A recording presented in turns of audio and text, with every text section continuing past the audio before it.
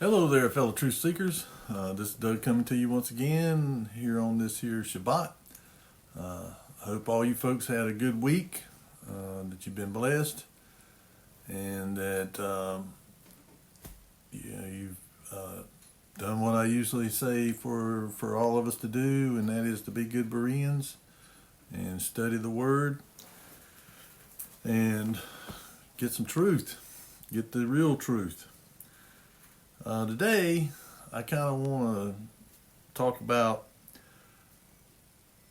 one of the parables that Christ gave. He was speaking to a crowd, which was common. I mean, he was usually, anytime he was around anywhere, it always usually a crowd would form because they wanted to hear him. I mean, because he spoke a lot of wisdom.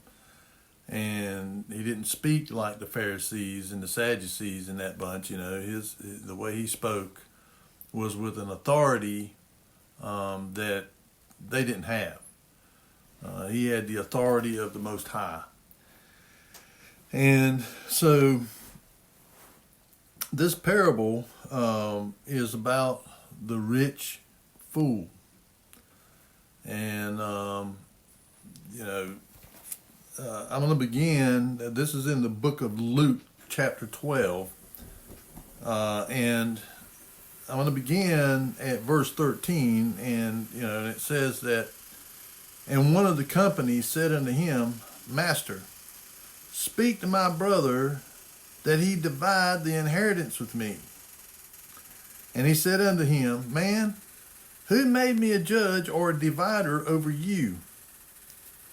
And then he said unto them, Take heed and beware of covetousness. For a man's life consisteth not in the abundance of the things which he possesseth." In other words, your life ain't the things that you have. You can accumulate all the stuff in the world. You can be the richest man in the world. The scripture tells us, what would it profit a man if he gained the whole world and lose his own soul? Or what would a man give for his soul? So this is the point that he's going to be making here, is that, for one, you don't know that you're going to live another breath. There's no guarantees about life and how much of it you have. And there is a book called the Book of the Living. When your name is taken out of the book of the living, you die. And that's just the way it is. And so, whenever the Father says, okay, take that name out, then, your time's come. And there ain't nothing going to stop that. So the point that Christ is going to be making here is that, forget about that. Because the things that you possess, when you leave, it's going to be left to somebody else to do with as they please, and you're going to have no control over that. Even if you leave it in a will or something like that, you're still not going to have any control over what they do with it.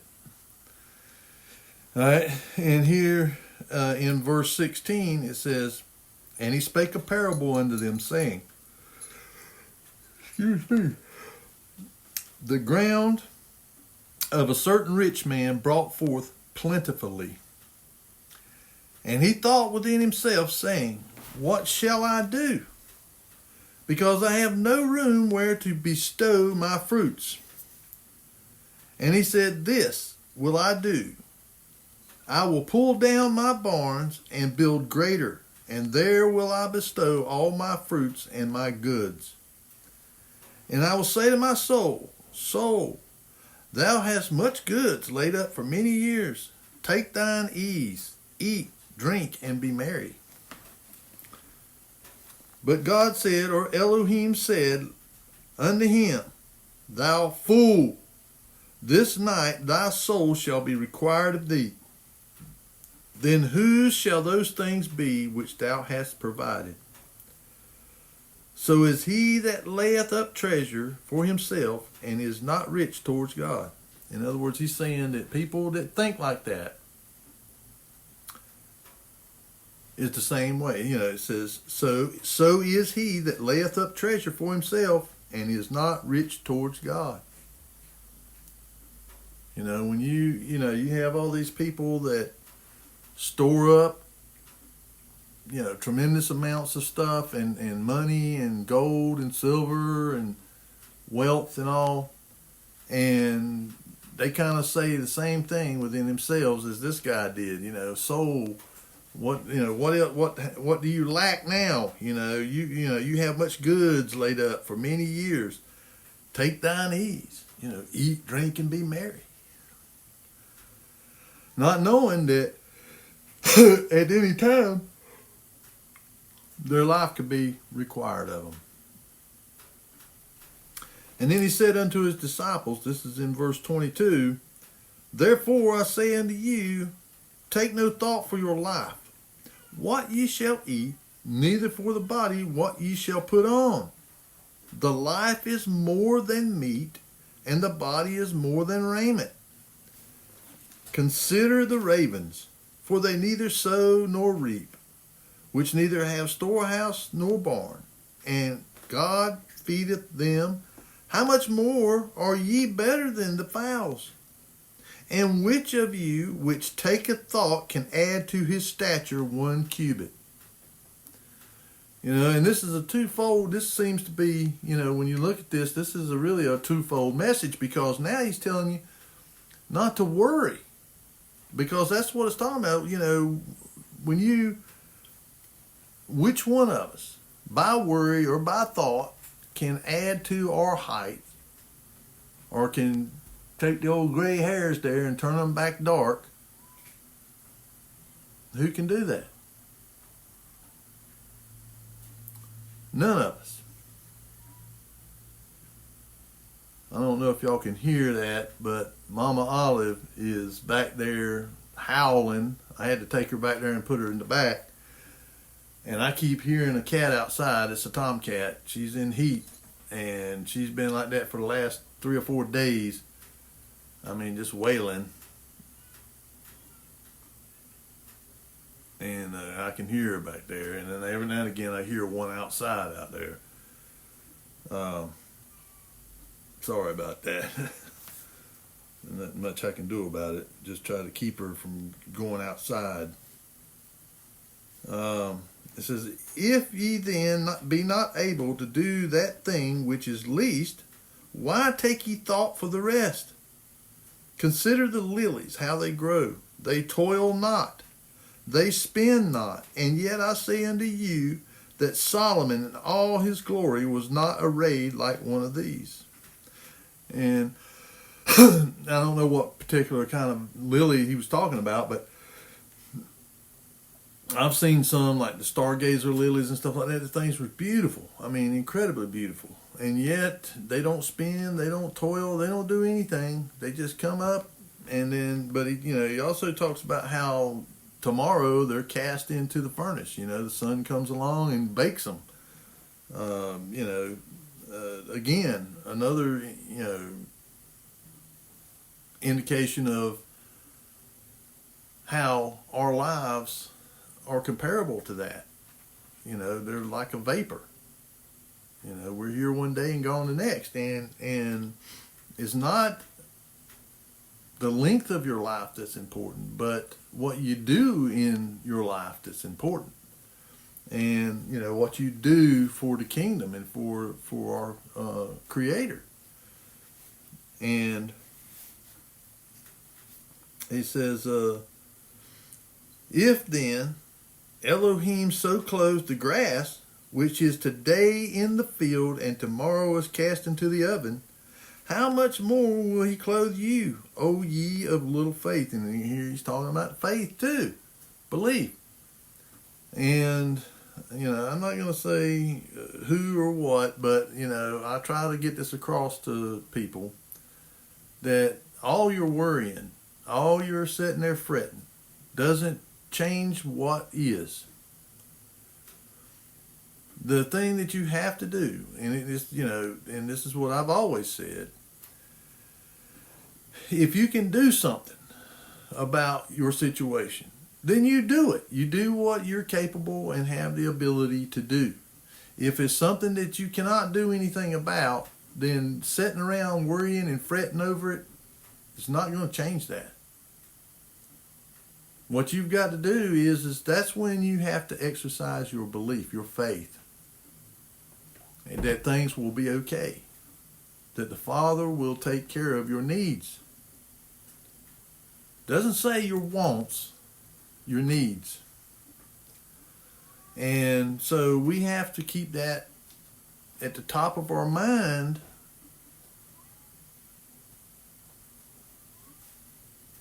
Yeah, I hear that cat out there. We got to keep that at the top of our mind, that when we get in those situations where we don't know what to do, then we lay our cares upon Him. I mean, He tells us to do that. And when we're not doing that, we're being disobedient. And what are we called to do? We are called to be obedient.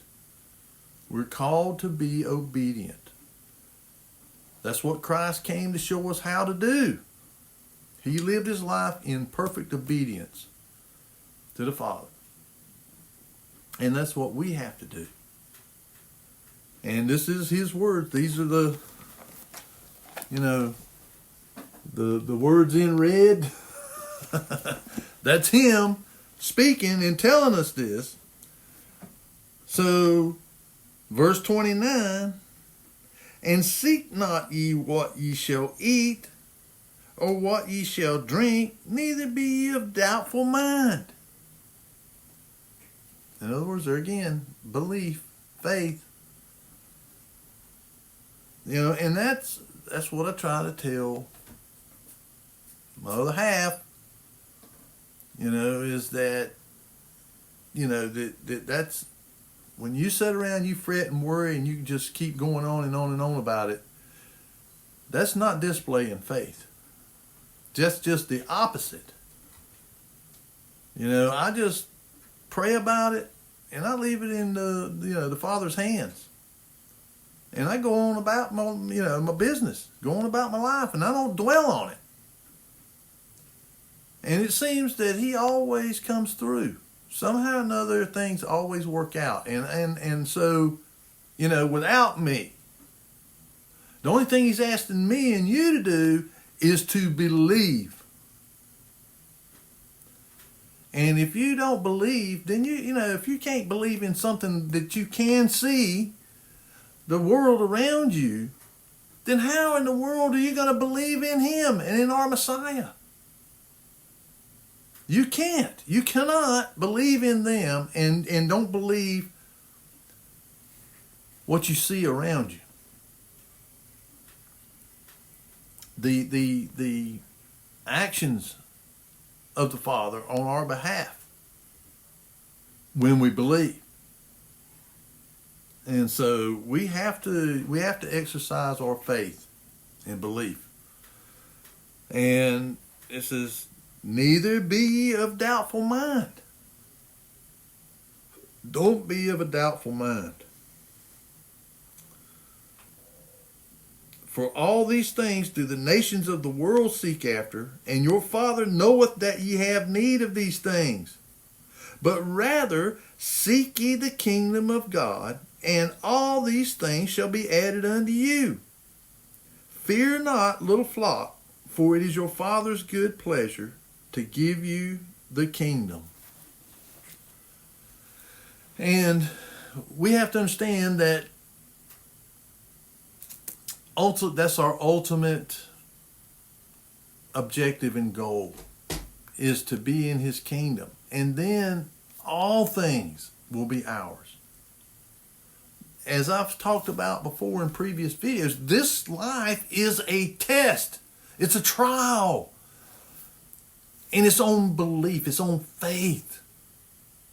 Not on what you see.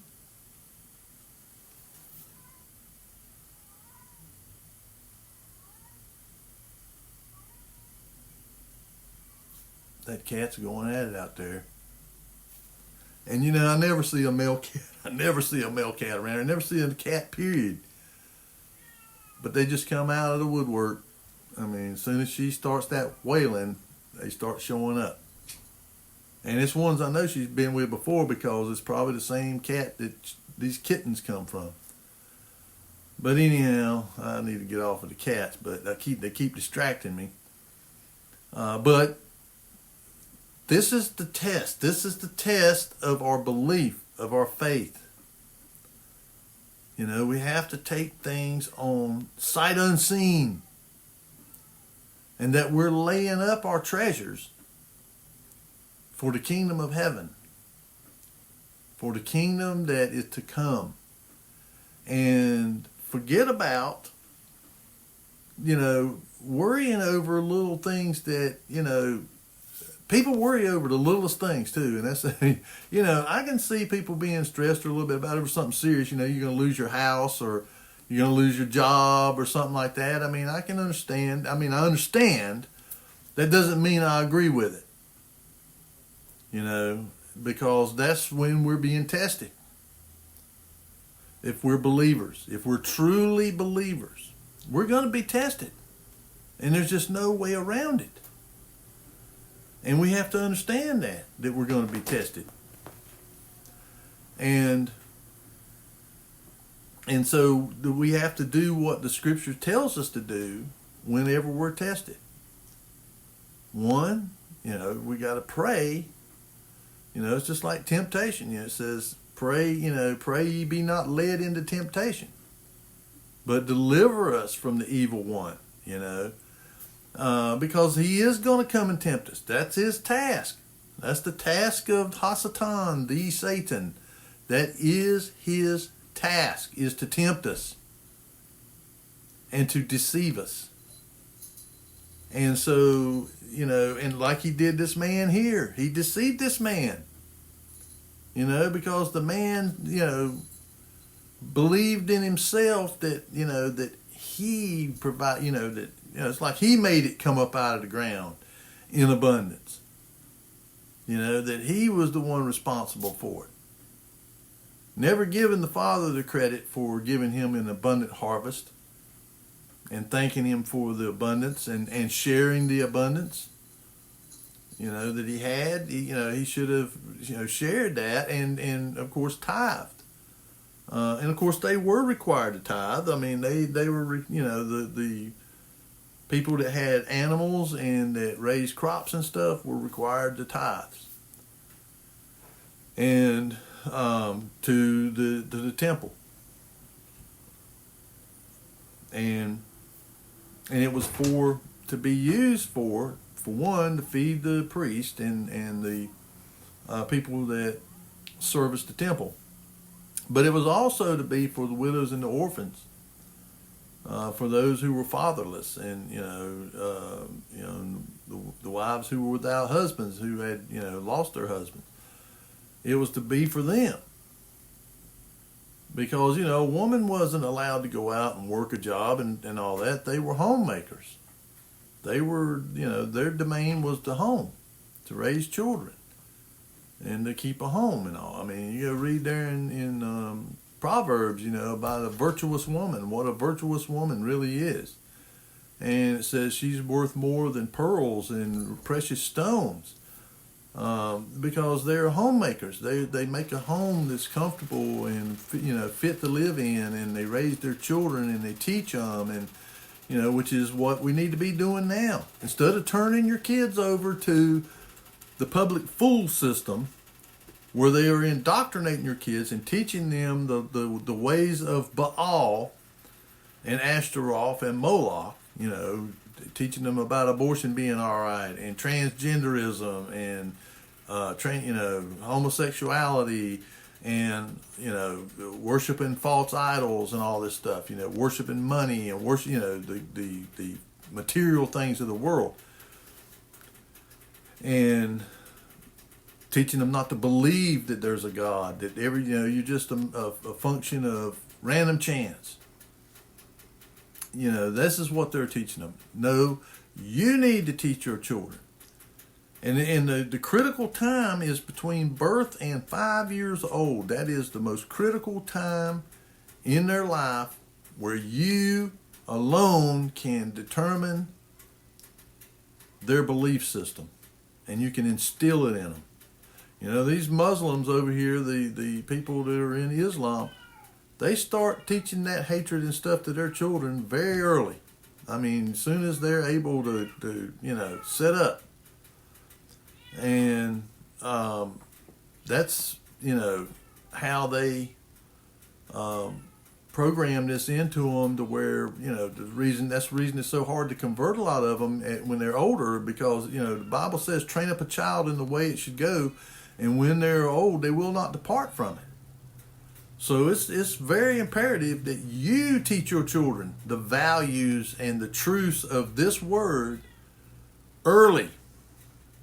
And then when they do, if you do send them to the public school system, then their foundation has already been established, and them people cannot corrupt it. They cannot corrupt their belief. But you got to get it instilled into them early. And I'm so thankful.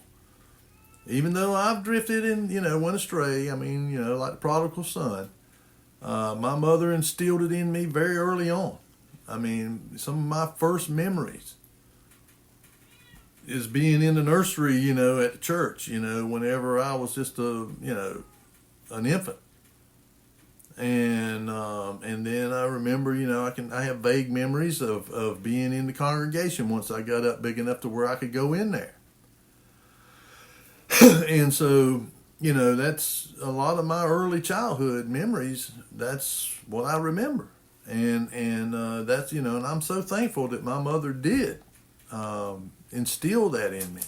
Even though a lot of what she believed and what, I was taught was not correct. Because again, we've inherited a lot of lies, and from the religious system. But I think that, a lot of what they taught was the truth, and of course they didn't know that they were teaching falsehood. A lot of them, I don't think they were deliberately teaching it. I think it's just what they were taught. They if they went to a seminary, that was what they were taught, and they were, it was instilled in them to believe that this is the correct doctrine, even though a lot of the things that are associated with it, we know now were not. Sunday worship, the Darbyism, the rapture and all that stuff, and how it came out from the Jesuits. It come from the Jesuits, that belief, that teaching, and got picked up by these other people, and began to be, made into a doctrine. And so now dispensationalism. And now you also have these people that are teaching that, that Israel's done, I'm talking about ethnic, genetic Hebrews, that they are done. They were, they were cast off. Well, that's not true. That is not true. Yes, for the most part, they were scattered out and all that, but he tells us over and again, they'd be brought back into the land, and they have been. There are some, and this is the Jews. It'll be later on before the house of Israel, the people from the house of Israel are brought back into the land, but they will be. You go read Ezekiel. Ezekiel lays it out very plainly, and and it's calling out Edom. And it says the Mount Seir. Seir is where Esau went and conquered Mount Seir, and and married in with those people, those satyrs, and all. And then those people, like over there, and it's because they didn't drive them out like they were supposed to. If they'd have drove them out, like there in the book of Joshua, they were some like the Amorites and a couple of other groups of people that they didn't make leave. And because of it, they've troubled them ever since. And those people that they call Philistines, or they're not Philistines, but the Palestinians, they're Amorites. That's all they are. and it says that they would be, that God said that He would fight them from generation to generation. And of course, we've seen that's happened, and it's still happening. I mean, they've been, going at it, and the same thing with Edom. They want to take that land because they feel like that even though Esau and Jacob, they made up, and they, made peace with each other. Whenever he was coming back from over there where Laban was at over in Haran, and he come back and he met Esau along the way, and he went in front of him and he bowed down to him and, give him a bunch of animals and he made peace with him. But his descendants never have. They never have made peace with Israel. And so, we see all this is coming to a head, and so we have to know that the doctrine of Christ, what I'm reading here now, is about belief. And it's the same thing with those people, that remnant that will be saved out of the Hebrew people. Another one of those false doctrines, this doctrine of replacement theology. We have not replaced those people. God made a promise to Abraham, Isaac, and Jacob that they would inherit that land. And it's not just talking about spiritual Israel. It is talking about the literal, physical descendants of Abraham, Isaac, and Jacob. And they will be brought back into the land. Their ruler will be David when he is raised up. He will be their king. And the disciples each will rule over one of the tribes. This is what the scriptures tells us. And so this is what's important for us to understand, is to cut through the lies that we have inherited. We've got to get rid of these lies and come to the truth of this word. And that's what Christ is trying to bring forth here to these people, about material things, material possessions, and covetousness, wanting what someone else has.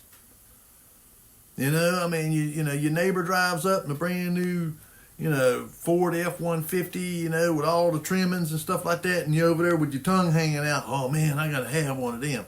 That's covetousness. That's wanting what somebody else has. And the Bible says that a covetous man is like a murderer. And the reason I believe it says that is because a person that is so covetous, there's not really anything they won't do to get what they covet. They will steal it from you. They will lie to you. They will cheat you out of it. And ultimately, if they think they can get by with it, they'll kill you over it. I used to like to watch old westerns, and there was one Clint Eastwood western I watched. It's called Hang 'em High. And that judge in there was talking about this territory that he that one of the marshals had to, ride circuit over, and he said, there's marauders and cutthroats out here that'll kill you for a hat band. Over a hat band. And there has been people that are that covetous, that they see something you have and they want it so bad that they'll kill you for it. If they think they can get by with it, they'll kill you over it. And so that's the curse of material things, is that you're going to always have people that are going to covet what you have and want what you have. Even if you got it legitimately and you worked for it and you earned it, doesn't matter. Rather than going out and working and earning it and saving their money and getting it for themselves, they want what you have. And so that's another one of these things that you see people like Joel Osteen and Kenneth Copeland and all these prosperity gospel teachers that are preaching, you just sow seeds, and you're going to get. That's breeding covetousness into people. because they look at them and they see all the wealth that they have, and they covet it. They lust after it. I can be, I can do that too. I can, if I give them $100, I'm gonna get blessed. I'm gonna get, and it tells you right here, seek not ye what ye shall eat or what ye shall drink, neither be ye of doubtful mind, for all these things the nations of the world seek after. And your Father knoweth that ye have need of anything, but rather seek ye the kingdom of God, and all these things shall be added unto you. That's what you seek. Seek the kingdom and his righteousness. Ow, get off my arm. These cats, man. They just don't quit. This is one of the offspring of the cat I got up there at the shop up there. My mouser, I took her up there, and of course she's been kind of going through this heat thing too, meow, meow, meow. But that's her kitten. It's the last one she had, and we just can't afford to have a whole bunch more of these cats around here. I mean, they eat like they ain't no tomorrow, and then plus litter boxes and all that stuff. I mean, it's no, we don't need no more cats. And then not to mention the fact that they're always launching off of you with their claws and stuff, I mean, when they get ready to jump off, they like dig their claws in and launch off. But anyway, that's what we need to be seeking. Not the material things of this world, because, again, we don't know when we're going to be called. We don't know when, the grave is going to call. And so our thoughts should be towards heavenly things, the things of the kingdom. And the things that we need, the Father will provide for us. He says right here he will, and for us not to take thought about those things, because again, that's disobedience. That's not living in faith. And when you go back and look at all the people in Scripture, all the prophets and the patriarchs and all that stuff, that was what saved them. Because they were before Christ. So their belief, their faith was accounted unto them for righteousness, because they believed God. They believed Elohim. And so if that's the case, then we need to follow and practice that, because that is ultimately what leads to salvation, is our belief. And this is the key kicker about belief. If we believe, then we follow Christ. We do what he did. We speak the way he spoke. We do those things which please the Father, that are in obedience. And so that's what he's expecting of us. And that's how you prove your belief. You prove your belief because you do these things. It's just like James, he says, you show me your faith without your works, and I show you my faith by my works. We cannot be saved by our works. They don't justify us before the Father. It's our belief and our confession of the Messiah that justifies us. But if we follow Christ, we're going to be doing these things, because that's what he requires of us. To help those who can't help themselves, the widows, the orphans, to be kind to strangers. And, but they are things that there's a point to where you're casting pearls before swine.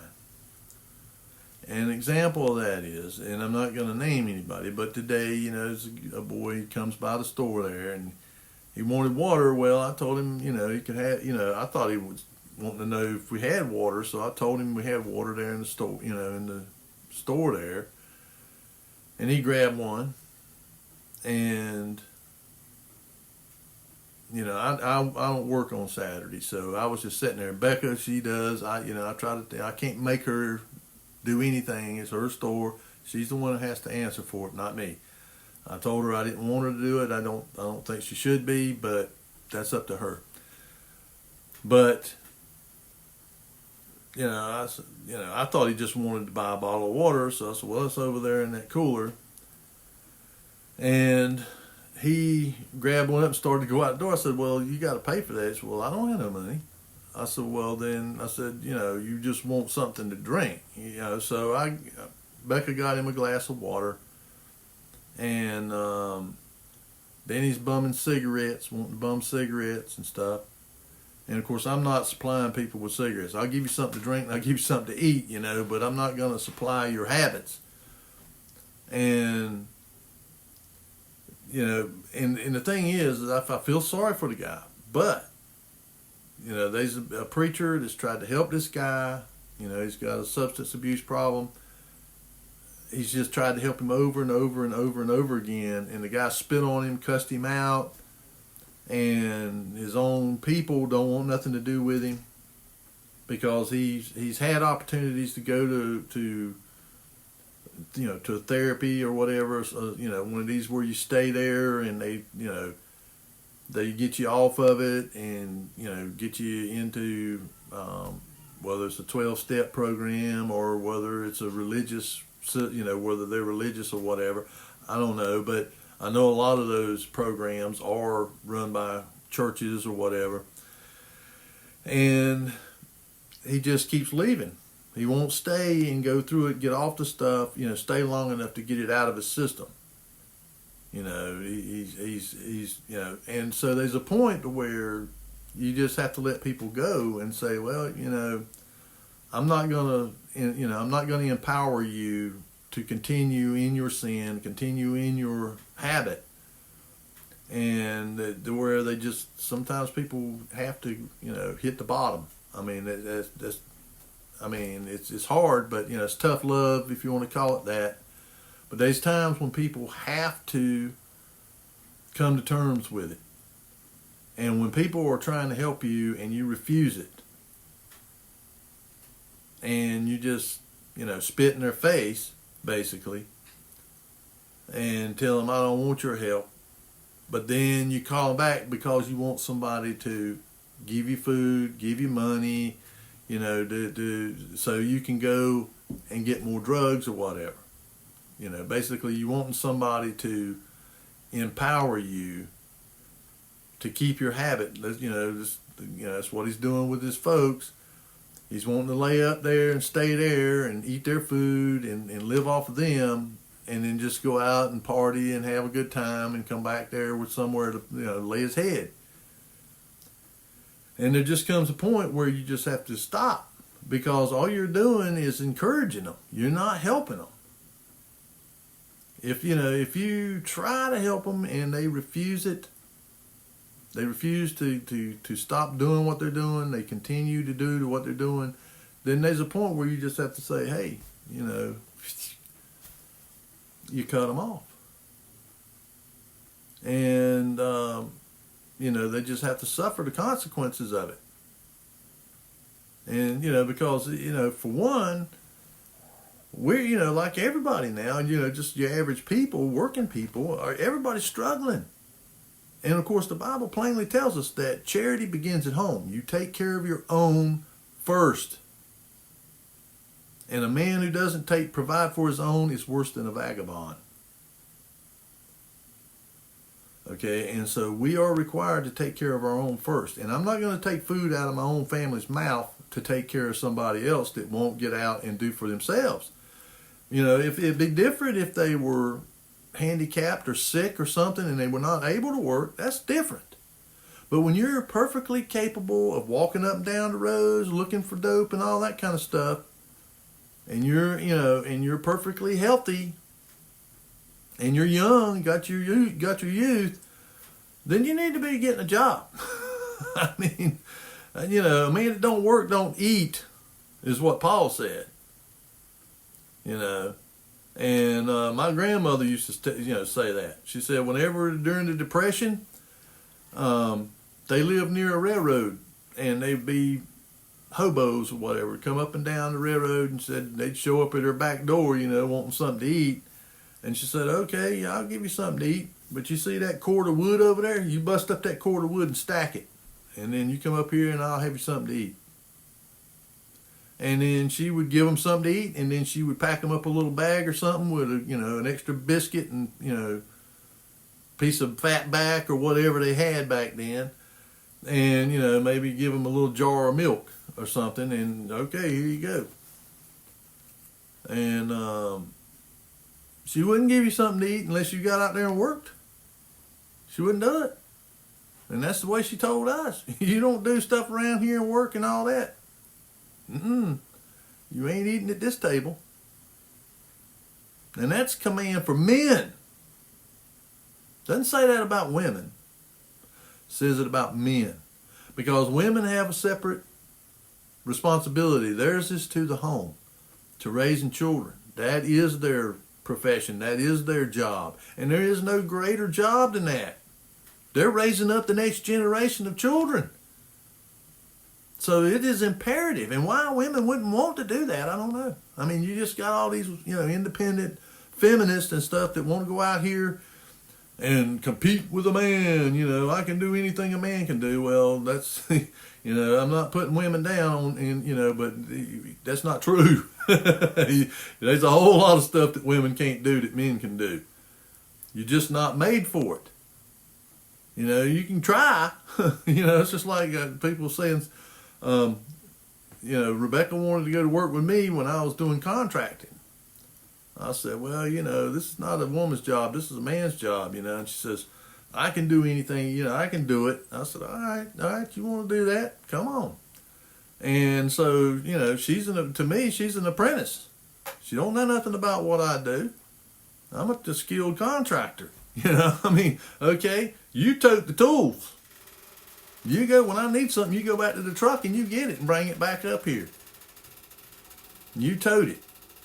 And we'd go to some of these, I went to this Chinese church, and, oh, no, let her, I said, oh, yeah, I do. If you want to be a lumberjack, you got to carry your end of the log. I mean, that's just the way it is. If you can't handle the work that goes with it, then don't do it. I mean, that's just the way it is.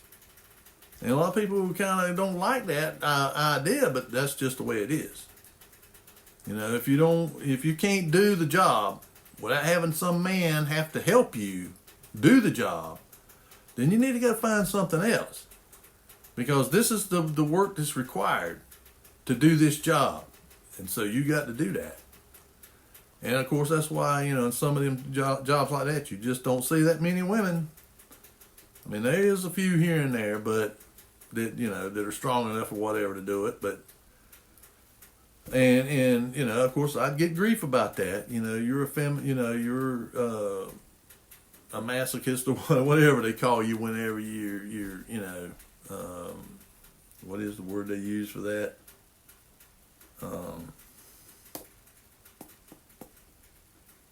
Anyway,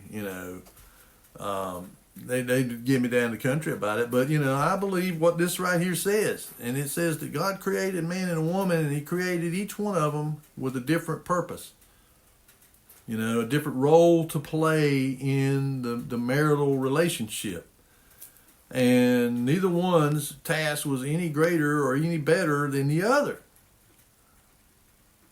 And and of course, like I said, motherhood is a very high position as far as I'm concerned. Of course, the feminists was, oh, this is a low position, it's like being a slave or whatever. No, it ain't. No, it's not. It's one of the most important jobs there is. I mean, matter of fact, as far as jobs go, I don't think there's any more important job than motherhood. I mean, as far as, the like I said, bringing up the next generation of people, bringing them up to be God-fearing and teaching them right from wrong and, keep the commandments. And, I mean, this is what I'm saying about how, the secular system and and then also false doctrines, false teachings, false doctrines that, and then when you look at the churches now, I mean, they begin to accept everything. I mean, anything and everything. Anything that the secular, they might as well, as far as I'm concerned, most of them are no more than the social club, because they're not following this. They water it down. And that's why they come up with all these new revisions of the Bible and all, so they can go in there and interpret it the way they want it to be rather than the way that it is. And so that's why I stick with this. Like I said, there's a few errors in it, a few mistranslations here and there. And then, of course, transliteration of names. But other than that, I mean, and all those are, well documented and known. I mean, and if you got one of these, and I highly recommend you get one, strongest concordance, or a concordance. I mean, but I would say Strong's, and you can also get Brown Driver's lexicons and stuff like that, where you can look up words and see what they were in the Hebrew or in the Greek. I mean, and you can also get Masoretic Hebrew Bibles that, one page will be the Hebrew and the other page will be the English. So you can, and it'll be, written in the Hebrew, but it'll have the words like, Sheol, or hell, where you can see the difference, or see the word that in the Hebrew, what it is in the English. You can look right here, and then they'll show you the spelling, how it's spelled in modern Hebrew. I mean, it won't be in Paleo Hebrew or something like that, but it'll be in modern Hebrew. And you can also get the same thing in Greek. You can get a Greek Bible. Oh, excuse me. Oh, I got plenty of sleep last night. I don't know why I'm yawning. It's because it's dark, I reckon, But anyway, you can get a Greek Bible that has, one page will be the Greek and the other page will be the English. So you can get all kinds of helps and stuff that will help you to get an understanding, because ultimately we know, that the Hebrew scriptures, the Old Testament or the Tanakh, was written in Hebrew. So you would want to have some source that will give you true interpretations of those words, and this is a good one. I mean, it's it's got a few issues I got with it too, but for the most part, it's pretty good. And then you can get a copy of like the Septuagint if you want to look at the Hebrew as it was translated into Greek. Into the Greek, and then of course that there's translations of the Septuagint.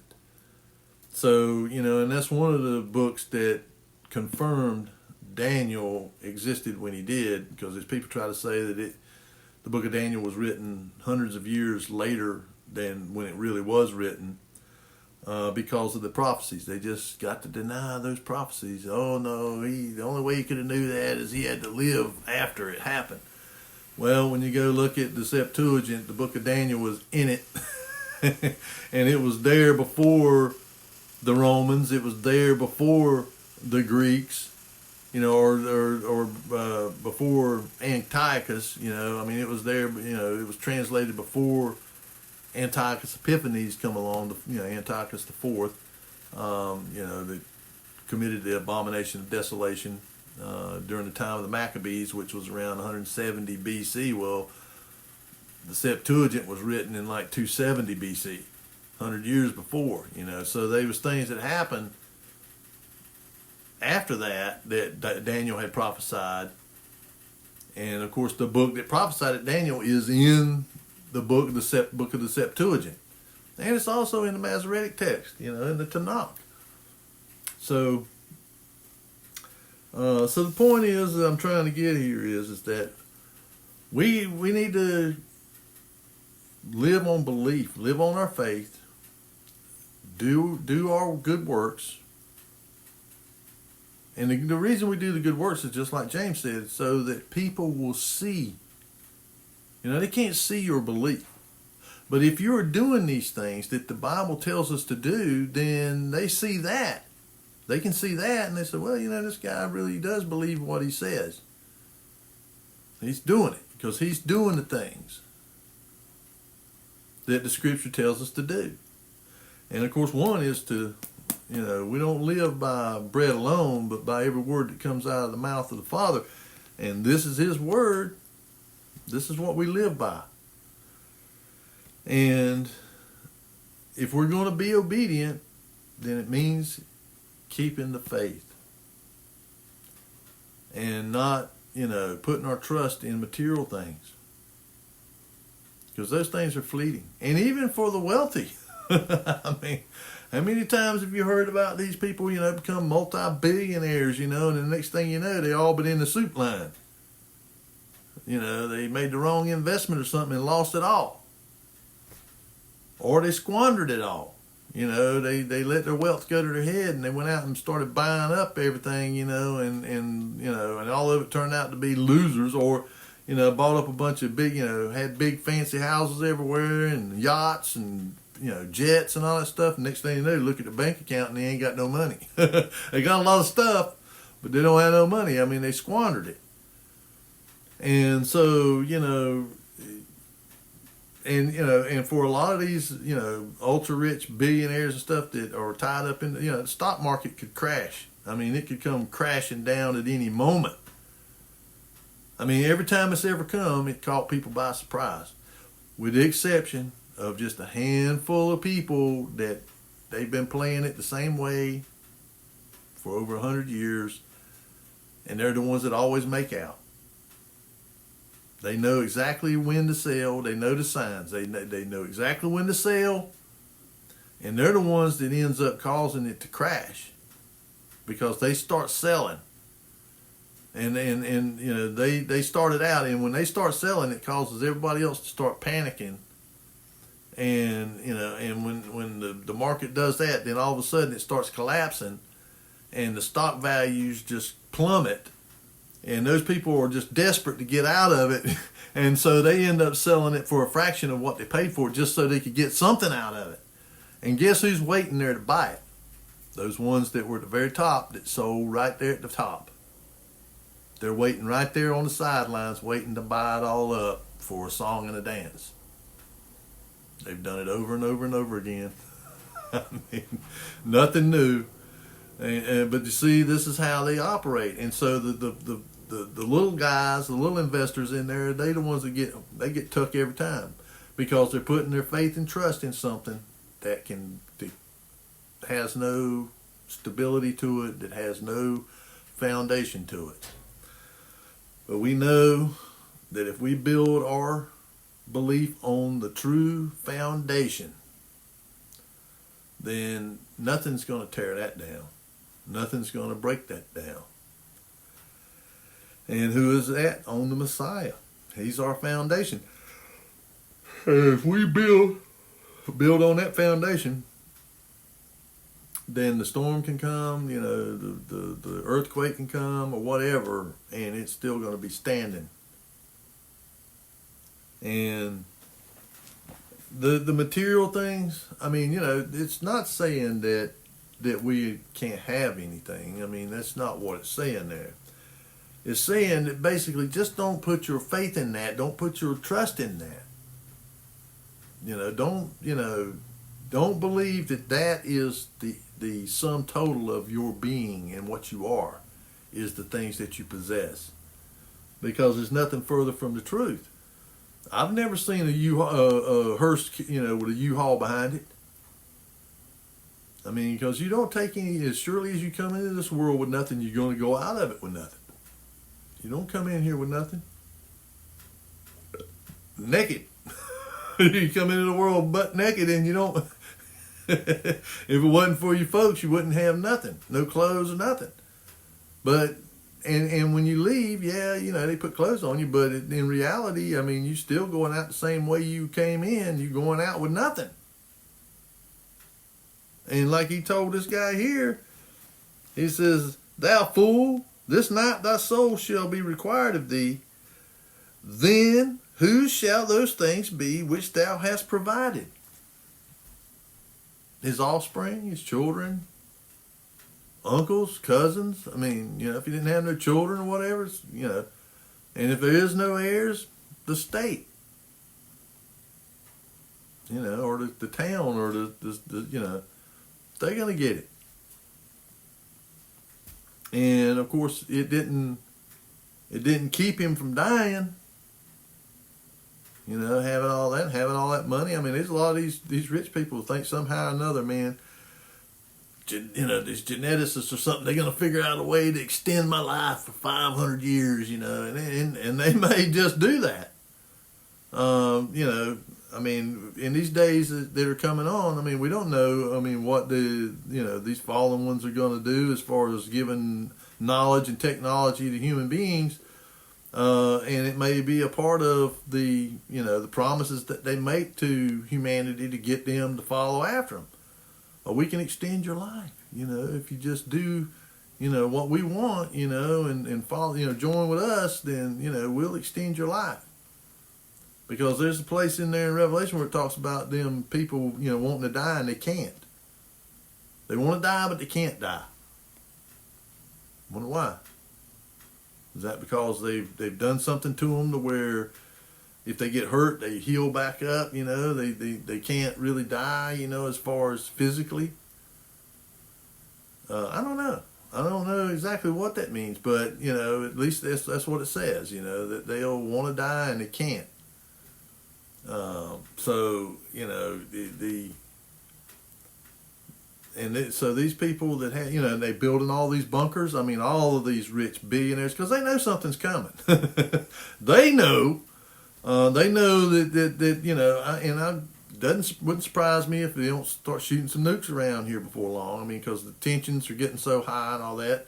And I've also talked about the letter of Albert Pike to Giuseppe Mazzini, about how to foment all this hatred and start these world wars and ultimately bring about World War III and use Israel and the Arabs or the Muslims to foment this and get that they would be the ones that would get World War III started, and it was to get them to kill each other off.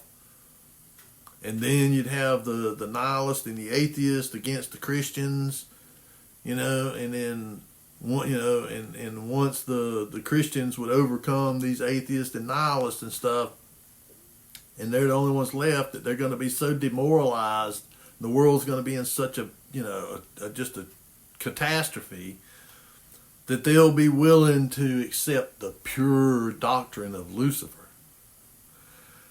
And whether that is true, that's what they that's what they really intended, and they've been working towards doing that, I don't know. I mean, I know it does seem to kind of fit a pattern of that, and of course we know that there's ways of fomenting trouble, and you just do one little thing over here, in a volatile situation like there would in World War I, where they killed the Habsburgs, the Archduke Ferdinand and his wife Isabella. I think her name was Isabella or something like that. But he killed them, assassinated them there in Sarajevo, and that started World War I. I mean, just something like that's all it takes. I mean, it don't have to be, somebody shooting a bomb at you or something, or troops coming on your shores. It can be just a real simple act, that just is the kind of the straw that broke the camel's back kind of thing. I mean, and what, over there in a volatile region like the Middle East, where it's already, a powder keg waiting to blow up, it wouldn't take a whole lot. Excuse me. It wouldn't take a whole lot to get World War III started. I mean, everybody's already cocked and loaded, waiting. The Russians are all tensed up over there in Ukraine, and then you got them there, and then you got us over there trying to guard the see, what is that passage down there of Aqaba or something like that goes down there into the Red Sea out of the out of the ocean down there, out of the Atlantic, south or the Indian Ocean or whatever down there, and goes up to the Red Sea. You know, you got, and we're over trying to keep the shipping open, and the Houthis are shooting missiles and drones and all that kind of stuff. I mean, if there's not a greater power keg going on right now, I don't know of it. You know, and but again, like I said in a previous video about how all this chaos and all this stuff going on, it may be the very thing that it will bring about this beast system. You know, that somebody's going to come out and say, "Hey, I can solve this. I can, make peace, and I can bring prosperity, and I can solve these problems."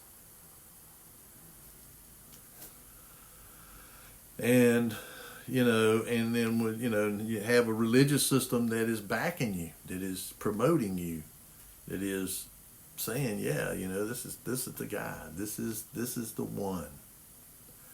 And of course, whenever they get to a point where they say peace and safety, sudden destruction cometh upon them, and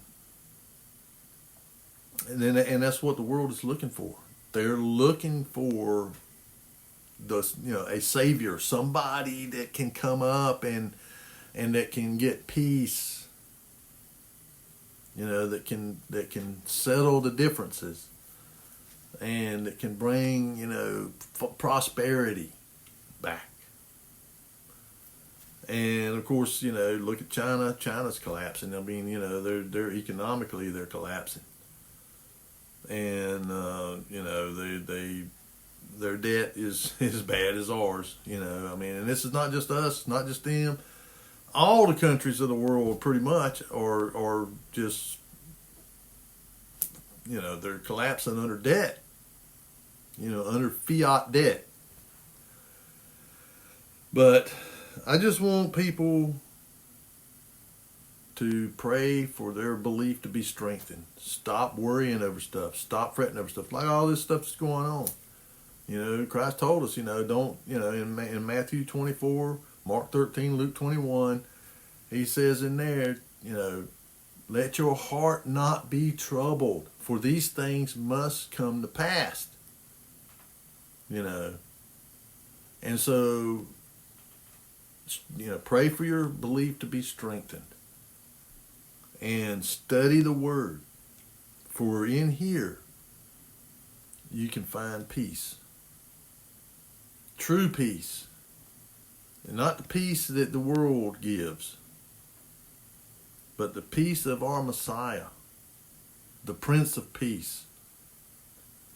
And it's the peace peace cannot be found through diplomatic, means. Oh yeah, they can sign treaties and all that kind of stuff. I'm talking about true peace. Peace of mind. Peace in your heart. That can only be found right here in this Word. And, I hope that you understand what I'm trying to get across here about belief, and about forgetting about that stuff, because the more stuff that you have, the more that you bring on yourself, the more there is to trouble you. That's the reason, a lot of times you see these people that are living in a little cabin or something, and just got an old beat up pickup truck and the bare necessities, and yet they seem to be happy, and at peace, because they don't have all the stress of all this stuff, and it's the same thing with knowledge too. The Bible says that knowledge brings it brings stress on you, because the more you know, the more there is to worry you, the more there is to stress you. If you're ignorant, then, the old saying, sort of like ignorance is bliss. Well, in a way, I guess it is.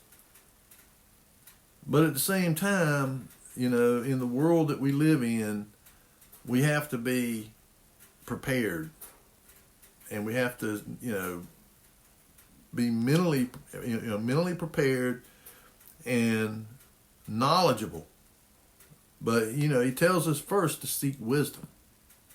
Seek wisdom first, and then knowledge.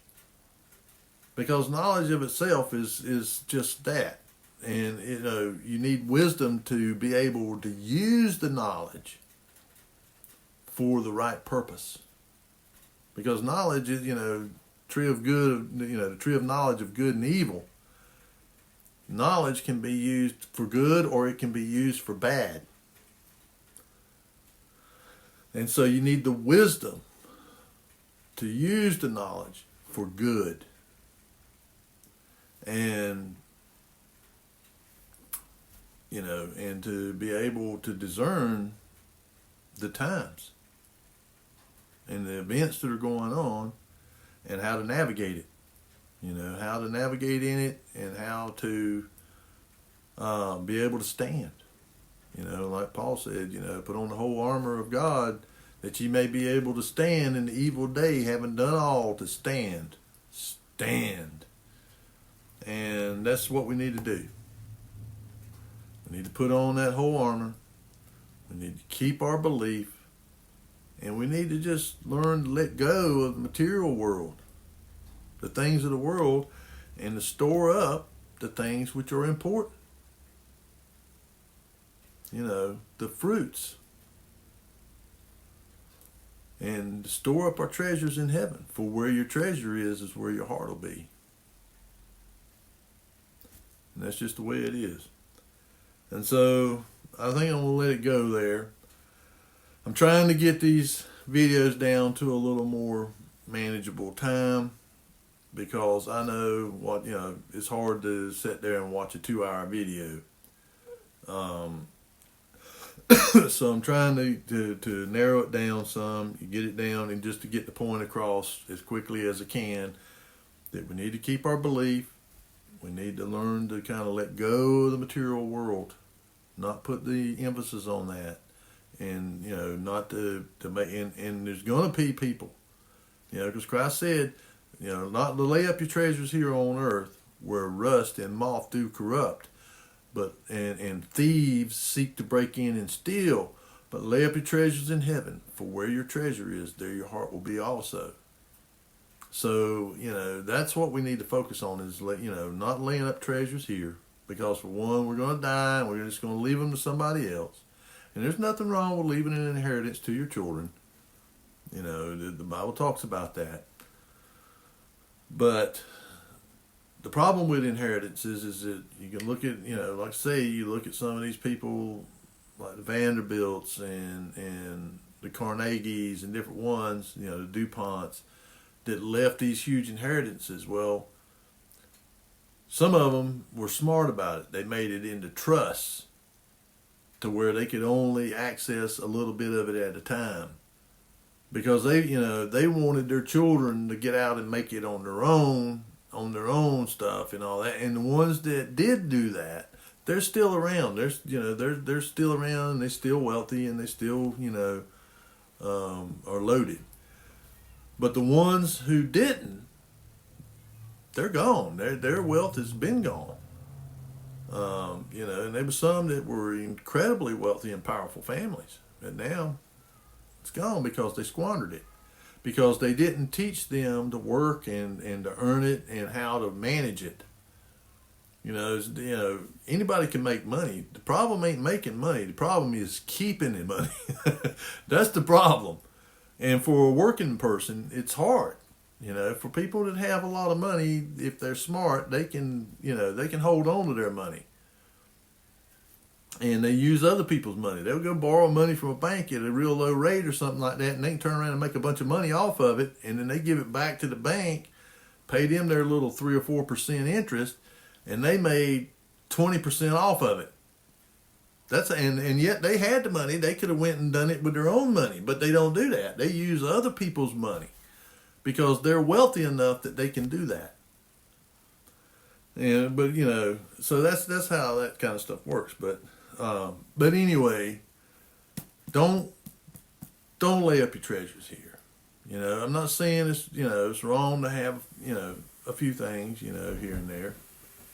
But don't let that be Lord and Master over you, because that's the problem. Is when the time comes, that's what's going to trap a lot of people.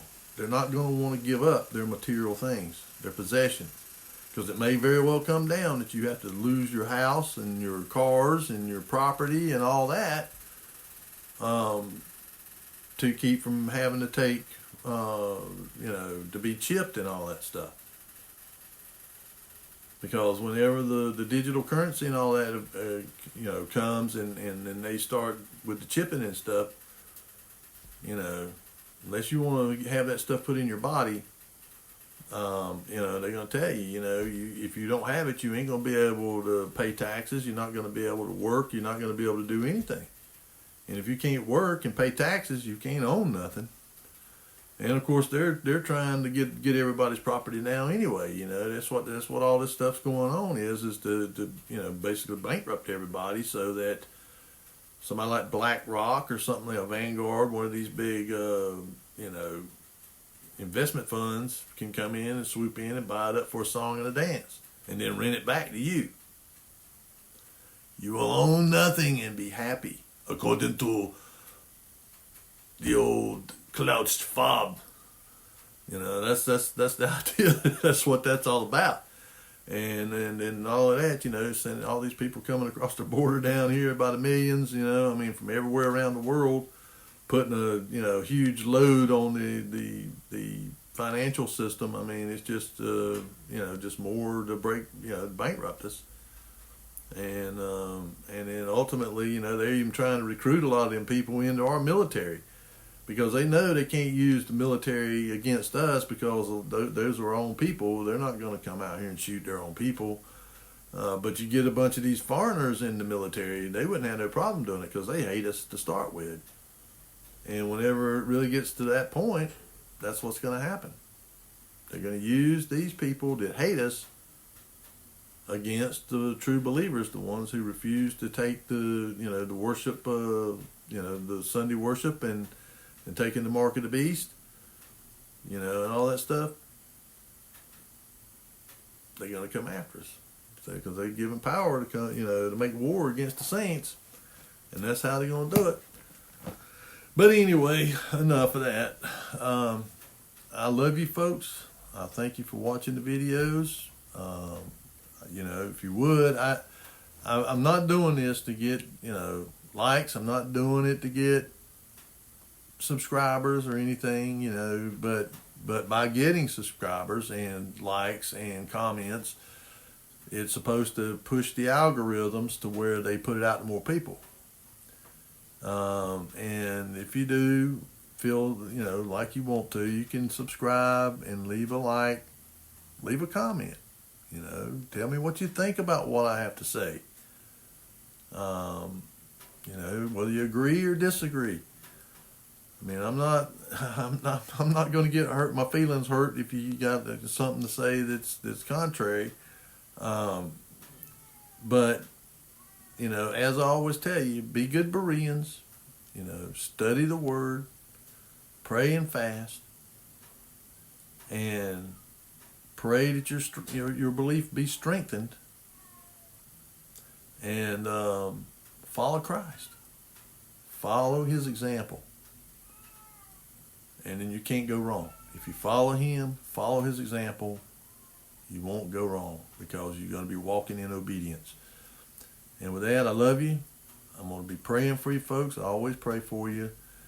And for all the brothers and sisters in our Messiah.